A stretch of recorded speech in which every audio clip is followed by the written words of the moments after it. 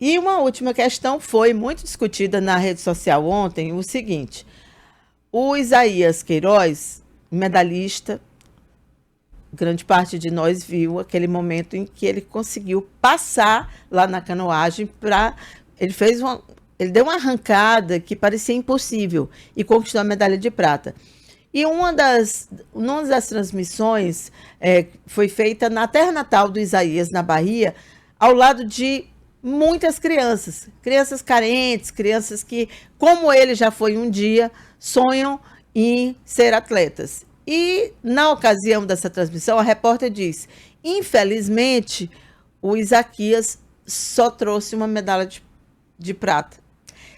A gente fica imaginando a frustração daquelas crianças de ouvirem, porque para eles aquela é a glória, a medalha de prata. E é uma glória, gente, o pódio é uma glória, para isso que ele existe. Mas por que será que a gente cobra tanto dos outros e que a gente se cobra tanto também? Então, esse é o nosso assunto com o psicólogo Eduardo Moita, tá aqui, gentilmente atendeu aqui o nosso convite. Eu agradeço, inclusive, a disponibilidade, Eduardo, para a gente falar sobre esse assunto que é tão oportuno, já que ontem tivemos essas Olimpíadas, mas a gente usa a Olimpíada apenas como um gancho, porque isso se dá na vida inteira. Então, Sim. Eu trouxe 2 exemplos aí, que é como você desmerecer alguém que fica em segundo lugar e como você, uma atleta como a Marta, a vida inteira muito cobrada, muito discriminada, muito alvo de preconceito, mas que tem a inteligência emocional de dizer: não devo nada a ninguém. Só que nem todos são assim, né? Sim, muitos deles acabam se deixando vencer por esse excesso de cobrança dos torcedores, né? Bom dia. Bom dia a todos e todas. Obrigado pelo convite, Cíntia. Assim, é muito interessante a gente falar desses processos de cobrança social. Nós vivenciamos, enquanto ser humano, diversos tipos de cobrança. Você tem que ter a maior audiência, você tem que ter a maior apresentação, você tem que ter tudo. A gente tem que tentar ser grandioso no que faz. E em vários momentos da vida, a gente precisa aprender que nós não vamos conseguir. Primeiro ponto a pensar: todos os atletas, todas as atletas que estão nos Jogos Olímpicos são as melhores pessoas do mundo naquilo que eles praticam. Exato. São os escolhidos do seu país, não escolhido porque alguém determinou que fosse aquela pessoa, mas porque aquelas pessoas se empenharam muito. Por trás de um atleta daquele tem toda uma história de vida, muitas renúncias, muitas dificuldades, muitas superações, né? Então é muito importante valorizar o que aquela pessoa conseguiu, o que aquela atleta, aquele atleta conseguiram ao longo da sua vida. Né? O sofrimento, você vê que em diversos momentos dentro dos processos do esporte, a psicologia do esporte ela é valorizada. Por quê? Porque as pessoas precisam ter suporte psicológico. As pessoas precisam compreender que, além da parte técnica, quantas vezes você já ouviu alguém dizer: eu fui fazer um concurso público, eu estudei muito, realmente a pessoa preparada ou preparado, na hora a pessoa ficou nervosa e se perdeu e não conseguiu concatenar, não conseguiu organizar as ideias para escrever uma redação, para fazer uma prova correta. E o atleta também sofre de tudo isso. É muito importante valorizar as pessoas, é muito importante acolher essas pessoas, é muito importante entender que todas as atletas e todos os atletas, com medalha ou não, eles fizeram o melhor que eles conseguiam. Eles eram o melhor, e todas aquelas pessoas têm uma grande história por trás disso. Claro, premiação é para quem chegou em primeiro, segundo e terceiro, ok, mas a gente valorizar, a gente apoiar, a gente dar uma mensagem para aquela pessoa, né, de forma positiva, que enalteça, que engrandeça, que faça com que aquela pessoa invista mais ainda na sua carreira, é muito importante do que estar com críticas levianas, com cobrancinhas vazias, que às vezes a gente não sabe nem o que aquela pessoa passa. Né? A gente avalia muito essas questões do atleta somente pelo resultado, mas eles são seres humanos, com suas diferenças, com suas características, e que precisam de acolhimento independente do resultado. Isso é muito importante de ser dito. Eduardo, as torcidas, sejam elas quais forem, elas estão mais acirradas hoje em dia, porque a gente vê algumas coisas que beiram a loucura. Por exemplo, num reality show, as pessoas ficam torcendo por aqueles outros. E elas chegam a fazer coisas assim inacreditáveis. Por exemplo, vão até as redes sociais das pessoas que estão, por exemplo, disputando com aquele preferido delas, invadem essas redes e promovem assim um show de haters, uma coisa assim que chega a um ponto assim que eu fico imaginando por que que as pessoas estão cada vez mais passionais quando o assunto é torcer por alguém, que a princípio é algo tão saudável, né? Você torcer por alguém. Isso. A gente precisa compreender que tudo na vida tem limite. Quando a gente passa a vivenciar eu estou torcendo pela pessoa A. Sim. Eu não posso desvalorizar, eu não posso agredir a pessoa B. Né? Eu preciso compreender que tem coisas que são saudáveis e que tem coisas que são doentias. Então essa questão excessiva, ela é doente. A pessoa precisa de ajuda, a pessoa precisa compreender que às vezes o que você escolheu, o que eu escolhi, a gente não vão ganhar aquela competição, aquela disputa, né? E paciência é reinvestir, é retrabalhar, é buscar novas estratégias, mas entender isso. Quando parte, Cíntia, eu sempre digo isso para meus pacientes, quando a gente parte para agressão, para alteração de voz, aquela forma agressiva, não está legal, não vai trazer bons resultados. Quando sai do diálogo, deixa de ter bons resultados. Você observa que qual atleta não falaram da questão do apoio psicológico que eles têm. Né? Que é forte, porque né? Porque é muito forte. Porque a Rebeca, inclusive, agradeceu a psicóloga. Entenda, né?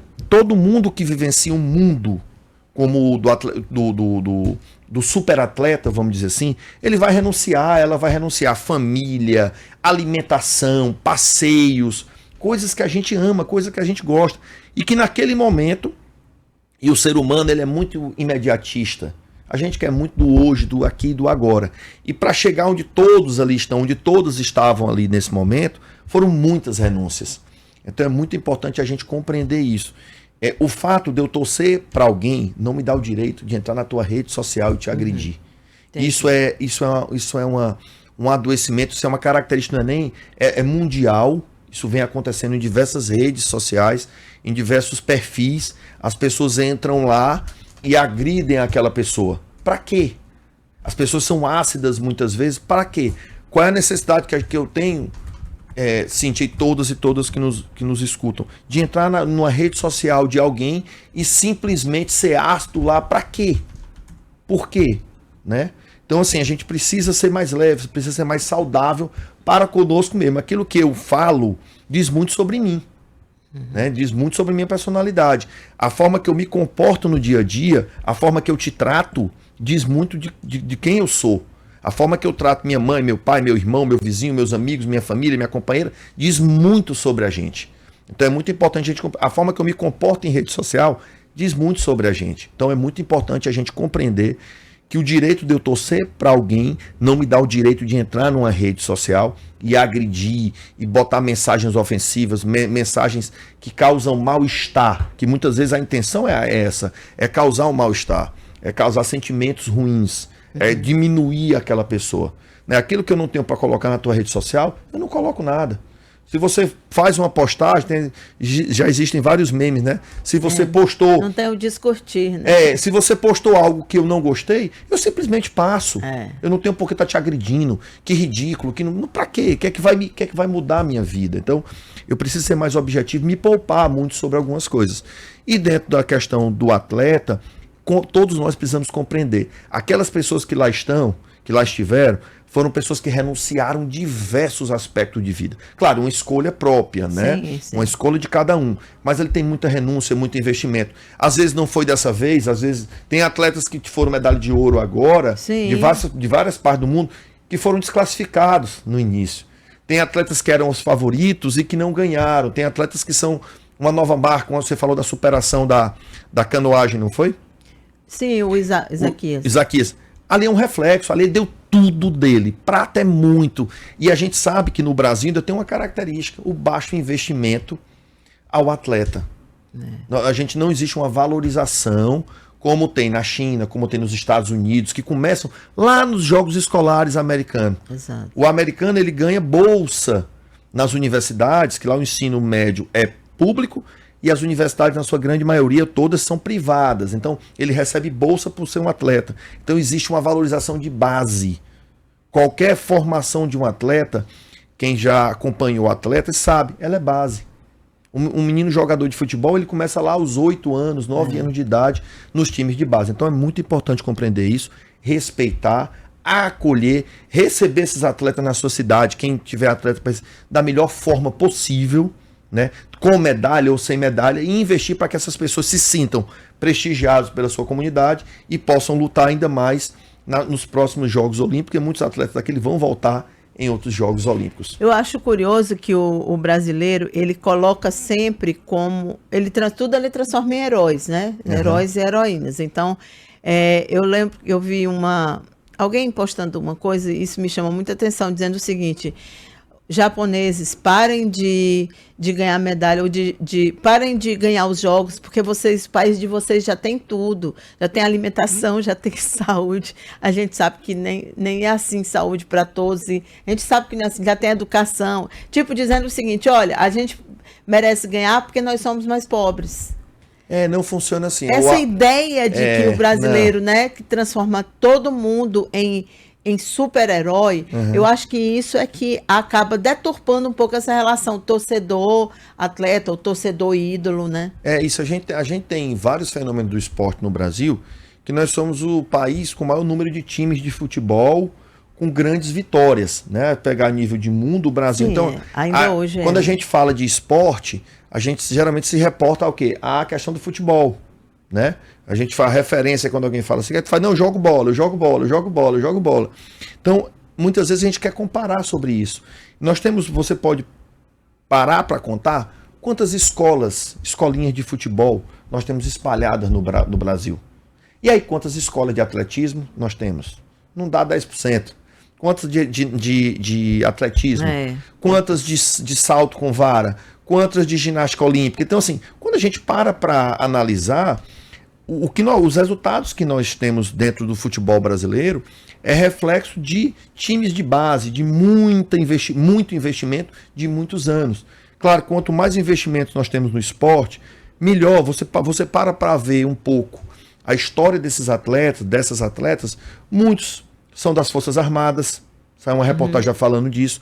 Muitos são de origem humilde, tiveram várias renúncias, várias situações. Sim. A Rafaela, pedia dinheiro. Isso, encontraram no esporte o quê? Uma possibilidade de superação, uma possibilidade de terem êxito dentro daquela modalidade que escolheram. Então, assim, o esporte ele propicia mudança de vida, mudança social, processos evolutivos enquanto ser humano, enquanto gente. Então é muito importante a gente entender isso. Para que servem os Jogos Olímpicos?